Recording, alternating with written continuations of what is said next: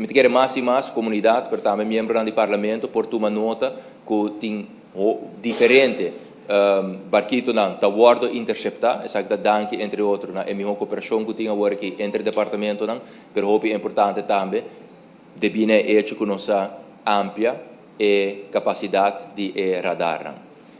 Essa aqui, consequentemente, senhor presidente, também traz problema com ele. E que nós estamos confrontar com ele agora aqui, que é detenção problemática, mais pessoas que vão arrestar, mais capacidade para ser tempo ubicar a pessoa aqui também. Se não vai ter processo strafrechtelijk moet bisa, eventually não end up na guarda de polícia, caminho na guarda de para o dia no máximo que se permitir e consequentemente não mesmo pode trasladar para aqui. Então que não é detenção problemática também tem rol. E nós está premira que se nós chega na reapertura não responsável, não fazer, a detenção problemática aqui lo queda aumentar.